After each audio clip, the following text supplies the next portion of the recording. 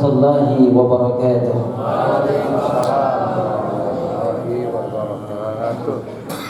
Innal hamdalillah nahmaduhu wa nasta'inuhu wa nastaghfiruh wa na'udzu billahi min shururi anfusina wa min sayyiati a'malina man yahdihillahu fala mudilla lahu wa man yudlil fala hadiya lahu. Ashhadu an la ilaha illallah wahdahu la syarika lahu wa ashhadu anna Muhammadan 'abduhu wa rasuluh.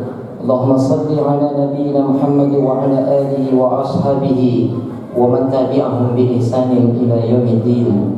Qala Allah ta'ala fi kitabihil karim, a'udzu billahi as-sami'il 'alim minasyaitonir rajim. Ya ayyuhalladzina amanu taqullaha haqqa tuqatih wa la tamutunna illa wa antum muslimun.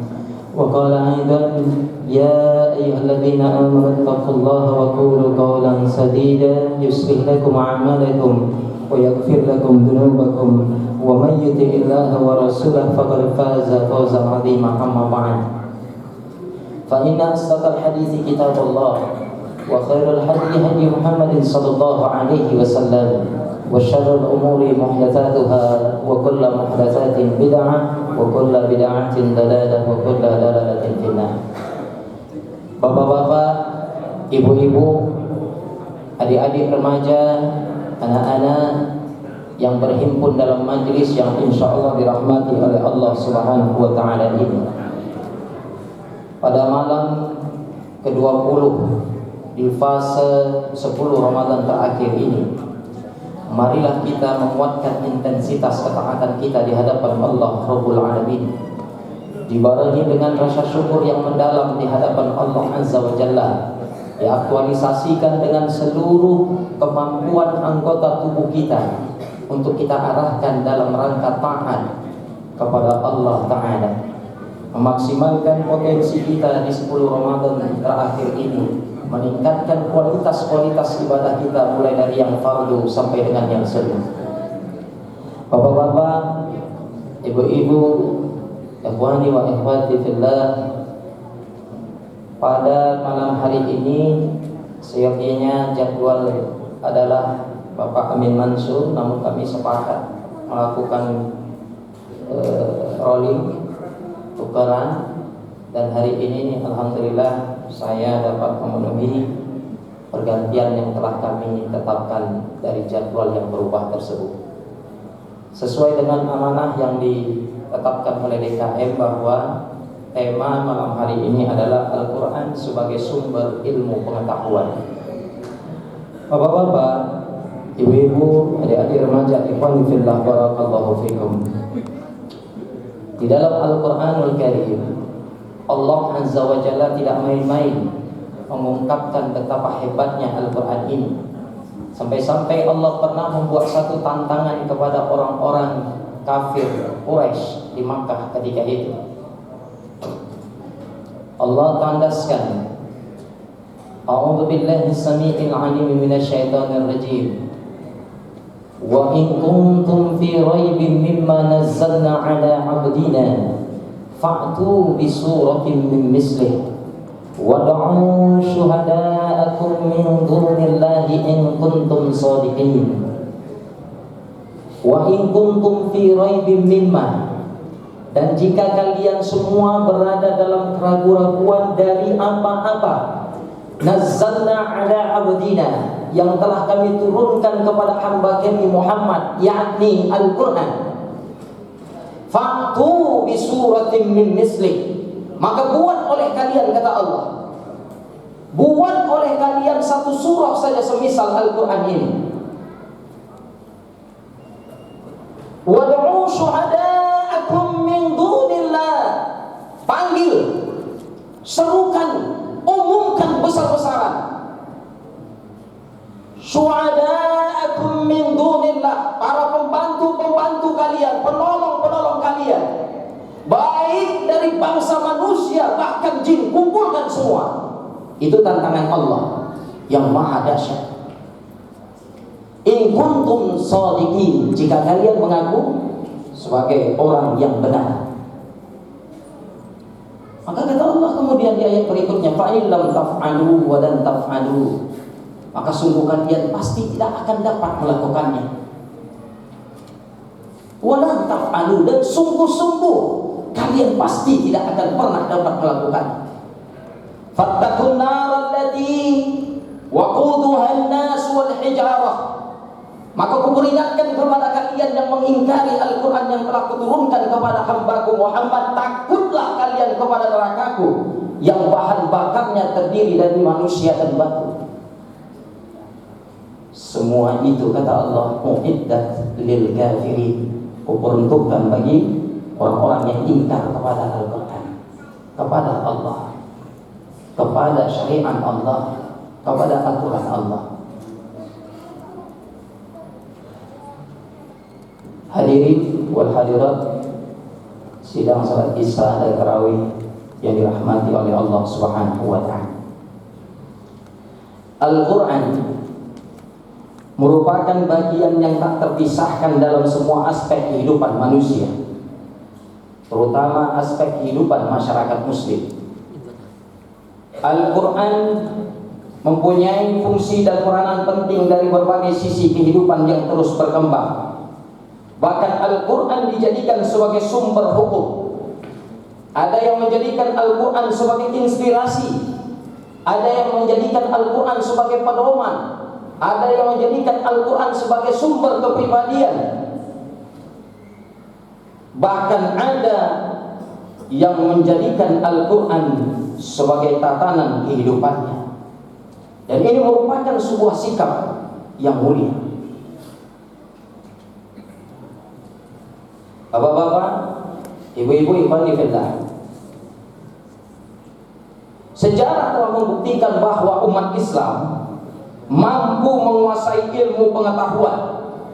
Sejarah membuktikan bahwa umat Islam mampu menguasai sains, bahkan teknologi, melampaui kemampuan umat-umat sebelumnya dan umat yang lain sezamannya.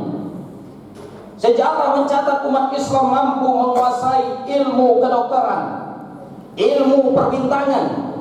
Umat Islam telah mencatat prestasi dengan tinta emas bahwa mereka mampu menguasai berbagai macam bentuk disiplin ilmu. Dan kita lihat para ilmuwan muslim menempatkan Al-Quran sebagai sumber, juga sebagai paradigma kerangka berpikir mereka dalam mengembangkan ilmu pengetahuan dan teknologi. Banyak berbagai penemuan para ilmuwan muslim yang sangat mengagumkan dalam dunia sains, bahkan teknologi.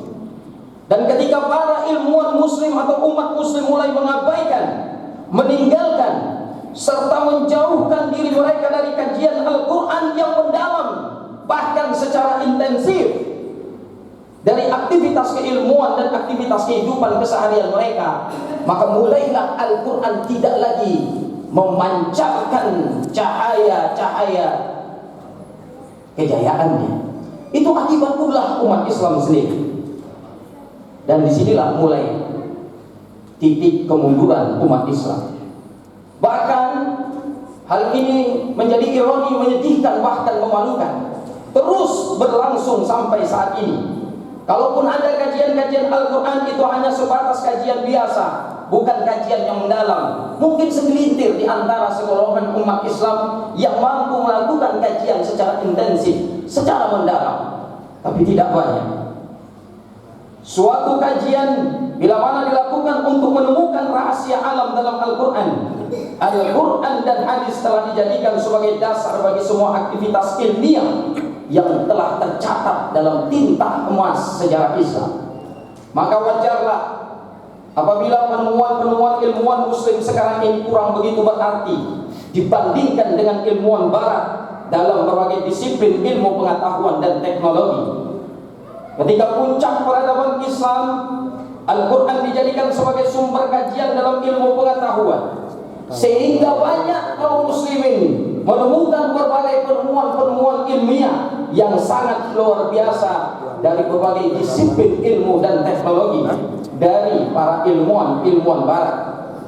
Penemuan para ilmuwan barat hari ini, bahkan banyak di antara intelektual muslim dicocok-cocokkan dengan Al-Quran. Padahal penemuan itu sudah ada ribuan tahun dalam Al-Quran. Maka Bapak Ibu sekalian, adik-adik remaja, terbukalah kita. Terbukalah hati kita.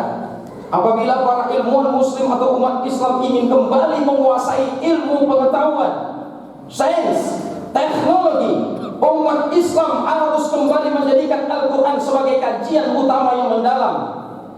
Dalam istilah ilmiahnya adalah reparadigma Al-Quran, atau kembali menjadikan Al-Quran sebagai kerangka berpikir kita dalam mengembangkan disiplin ilmu pengetahuan dan teknologi. Bapak-bapak, ibu-ibu, ikhwani fillah, barakallahu fikum. Maka kita lihat dan kita renungkan di dalam Al-Quran surah Qaf ayat ke-6 sampai ke-10 yang terjemahnya. Ini ayat yang berbicara tentang ilmu pengetahuan, sains, bahkan teknologi. Maka apabila mereka tidak melihat akan langit yang ada di atas mereka, bagaimana kami meninggikannya, bagaimana kami menghiasi dari langit itu, dan langit itu tidak mempunyai retak-retak sedikit pun, kata Allah. Dan kami hamparkan bumi itu, kami letakkan pada bumi itu gunung-gunung yang kokoh, dan kami tumbuhkan padanya segala macam tanaman yang indah dipandang mata, untuk menjadi pelajaran dan peringatan bagi tiap-tiap hamba yang kembali mau mengingat Allah. Dan kami turunkan dari langit air yang banyak manfaatnya, lalu kami tumbuhkan dengan air itu pohon-pohon dan biji-biji tanaman yang diketam, dan pohon kurma yang tinggi-tinggi yang mempunyai mayang yang bersusun-susun. Dari ayat ini kalau mau kita aplikatifkan, banyak disiplin ilmu yang bisa keluar. Ilmu biologi, ilmu fisika, berbagai disiplin ilmu hanya dengan 5 ayat keluar berbagai macam bentuk rahasia ilmu pengetahuan di dalam. Kemudian di dalam Al-Quran surah Al-Mulk ayat ketiga, Allah tandaskan kembali, Allah yang telah menciptakan 7 langit berlapis-lapis. Kamu sekali-sekali tidak melihat pada ciptaan Allah yang maha pemurah sesuatu yang tidak seimbang. Maka lihatlah oleh kalian berulang-ulang. Adakah kalian lihat sesuatu yang tidak seimbang pada penciptaanku, kata Allah. Maka Allah perintahkan manusia untuk mempelajari, mengkaji berbagai aspek dunia. Allah memerintahkan kita mengkaji langit, Allah memerintahkan kita mengkaji hujan, Allah memerintahkan kita mengkaji tumbuh-tumbuhan, binatang, kelahiran, bentangan geografis. Cara menyelidiki semua ini tidak lain dan tidak bukan melalui sains dan ilmu pengetahuan. Bapak-bapak, ibu-ibu, ikhwani fillah, barakallahu fikum. Saya ingin mengajak kita mengembalikan memori kita beberapa abad yang silam. Banyak penemuan para ilmuwan muslim jauh sebelum ditemukan para ilmuwan barat. Maka jangan pernah bangga-banggakan barat. Kendati pun barat dari sisi satu aspek ada kemajuan, tapi yakinlah sesungguhnya ilmuwan muslim jauh lebih handal dibandingkan dengan ilmuwan barat, apalagi ilmuwan barat yang kafir. Sejarah mencatat para ilmuwan muslim yang telah mencetak tinta emas. Pertama, Al-Biruni. Tahukah kita siapa Al-Biruni? Al-Biruni ini adalah seorang ilmuwan muslim abad ke-11. Ia sudah mengetahui bahwa bumi berotasi pada sumbunya 600 tahun sebelum Galileo menemukan rahasia ilmu tersebut. Dan Biruni telah mampu menghitung lingkar bumi 700 tahun lebih dahulu sebelum Newton. Itu pertama. Yang kedua, Abu Ma'sar Al-Balkhi. Beliau adalah seorang ilmuwan muslim dan sebagai saintis pertama yang menyanggah Aristoteles. Abu Ma'sar Al-Balkhi menyanggah pendapat Aristoteles yang menyatakan bahwa dia telah mengamati komet-komet di sfera planet Venus. Luar biasa. Aristoteles, seorang ilmuwan Yunani, pun bertekuk lutut di bawah kakinya Abu Ma'sar Al-Balkhi. Abdul Latif Al-Baghdadi yang hidup pada tahun 1162 sampai dengan 1231. Beliau terkenal karena studinya dalam bidang anatomi. Beliau mengkoreksi kekeliruan yang dibuat di masa lalu dalam studi anatomis terhadap banyaknya jumlah tulang tubuh seperti rahang dan tulang dada. Kemudian kita ingatkan kembali bagaimana Abdurrahman As-Sufi, seorang ilmuwan muslim yang ahli dalam ilmu perbintangan dan penulis buku spektakuler, buku astronomi berilustrasi paling tua, karya masterpiece-nya yang paling terkenal di dunia adalah sebuah deskripsi perihal bintang-bintang yang posisinya sudah tertentu atau fixed stars yang ditulisnya pada tahun 355. Kemudian Ali Kushtu, seorang ilmuwan muslim yang hidup pada abad ke-15, adalah orang yang pertama kali membuat peta bulan dan suatu daerah di bulan yang telah ditanami, yang telah dinamai dengan namanya. Kemudian Sabit Ibnu Qurrah yang hidup pada abad ke-9 menemukan kalkulus diferensial berabad-abad sebelum Newton. Kemudian Battani, ilmuwan muslim yang hidup pada abad ke-10, adalah pengembang pertama trigonometri. Ditambah lagi khazanah pengetahuan Islam dibanggakan oleh Khawarizmi yang mampu menulis buku Al-Jabar pertama pada abad ke-9. Khazanah keislaman, ilmuwan keislaman diperkaya lagi dengan hadirnya Al-Maghribi, menemukan persamaan yang saat ini dikenal sebagai segitiga Pascal sekitar 600 tahun sebelum Pascal menemukannya. Ibnu Al-Haytham yang hidup pada abad ke-11 adalah penemu optik, dan Galileo menemukan teleskop merujuk pada karya Ibnu Al-Haytham. Al-Kindi mengenalkan fisika relatif dan teori relativitas 1100 tahun sebelum Einstein menemukannya. Jadi jangan pernah kita terbelalak melihat Einstein, padahal Einstein kalah rekor keilmuannya dibandingkan Al-Kindi. Syamsuddin yang hidup sebelum 400 sebelum Pasteur adalah orang pertama yang menemukan keberadaan kuman. Ali Ibnul Abbas yang hidup pada tahun ke-10 adalah orang pertama yang melakukan operasi bedah kanker. Pada abad yang sama, Ibnu Al-Jir memperkenalkan metode perawatan lepra. Banyak lagi ilmuwan-ilmuwan muslim yang mencetak sejarah yang gemilang.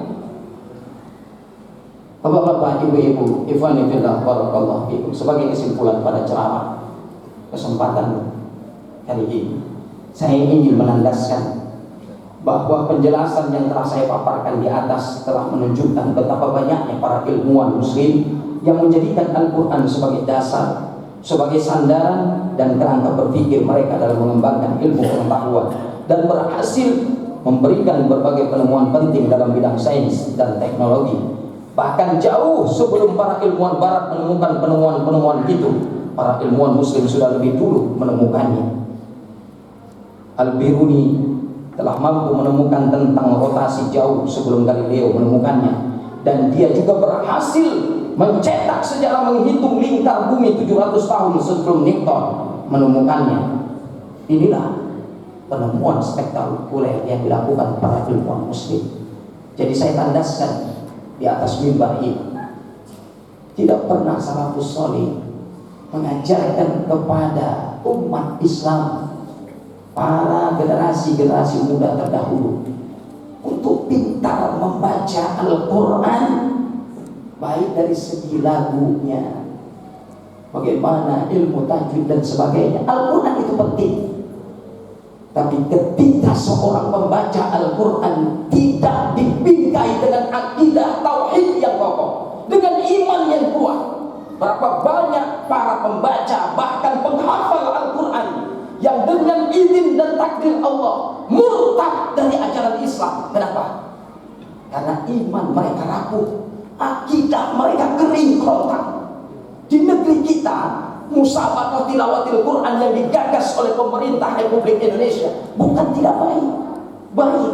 Tapi jika tidak disikapi dengan penanaman akidah yang kokoh, lihatlah berapa banyak hari ini di zaman kekinian para penghafal Al-Quran ketika azan berkumandang, insya Allah di sini tidak ada.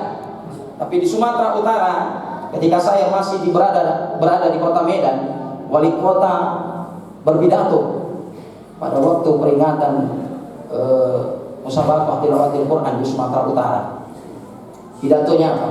Dia miris dan sedih melihat para penghafal Al-Quran yang jebolan dari pesantren-pesantren tahfiz. Di mana mereka sholat ketika azan berkumandang? Itu kritikan pedas dari salah seorang wali kota di daerah kecil di tempat kelahiran saya.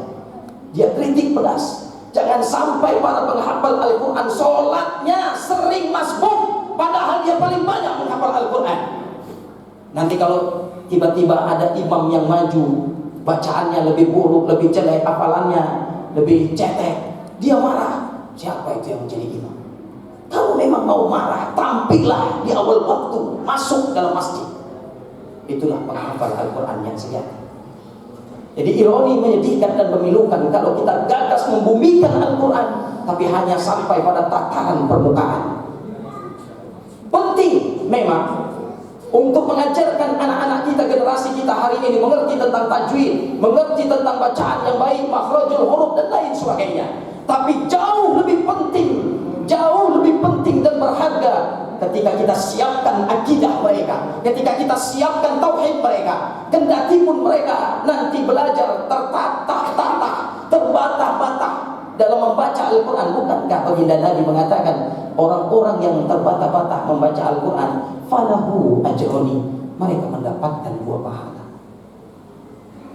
Mudah-mudahan hal ini dapat menjadi renungan kita bersama dan menjadi cambuk hati bagi saya pribadi, dan bersama-sama kita bersatu padu untuk dapat membumikan Al-Quran, menjadikan Al-Quran sebagai kerangka kehidupan kita. Insya Allah Allah akan menangkan kita, jayakan kita kembali sebagaimana di sejarah masa silam mencatat Islam yang menguasai dunia ini. Fa'tabiru ya ulil absar la'allakum turhamun. Terima kasih atas segala perhatian, mohon maaf atas segala kekurangan. Nun wal qamari wa may yasturun nasrun minallah wa fathul karim wa basyiril mu'minin. Subhanakallahumma wa bihamdika asyhadu an la ilaha illa anta astaghfiruka wa atubu ilaik. Walhamdulillahi rabbil alamin. Assalamualaikum warahmatullahi wabarakatuh.